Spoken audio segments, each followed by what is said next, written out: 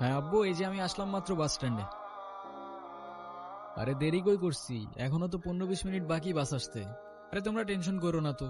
হ্যাঁ তোমারে বলছে 30 মিনিট আগে এসে বাস দাঁড়ায় থাকে। আমি বাস স্ট্যান্ডে, আমি জানি না।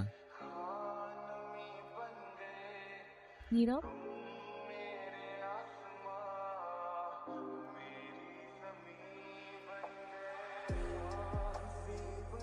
আচ্ছা আব্বু তুমি টেনশন করো না। তুমি এখানে কোথাও যাচ্ছ নাকি? কোথায় যাব?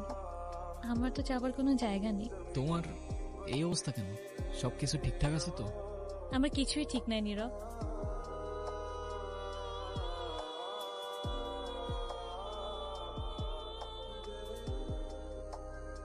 ওই রনি আমার লাইফটা একদম শেষ করে দিছে।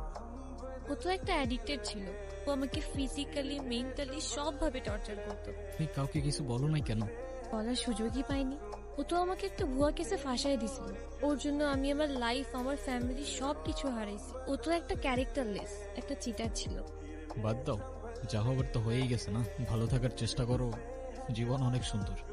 আমি তোমাকে ছাড়া কখনোই ভালো থাকতে পারবো না, এটা তখন আমি বুঝিনি। একটা ভুল মানুষকে অন্ধের মতো বিশ্বাস করছিলাম। কাউকে এত অন্ধের মতো বিশ্বাস করেও এভাবে চিট করে। দুনিয়াটা কি আজব, তাই না? বিশ্বস্ততার এই দামটা কেইবার বোঝে। আজকাল তো চিটাররাও চিট করে লয়ালিটি খুঁজে। এই নাও চকলেট। এই তোমার এই চকলেট কিনতে এতক্ষণ লাগে? আর মামা কই? আরে খুঁজেই তো পাচ্ছিলাম না, আর মামা তো বাসায় চলে গেছে। উনি কি? আরে হঠাৎ করেই ওর সাথে দেখা। তোমারে বলছিলাম না, ওই যে মাইশার কথা। ও ভালোই তো আছো মনে হচ্ছে। ভালো থাকবে না কেন? অবশ্যই ভালো আছে।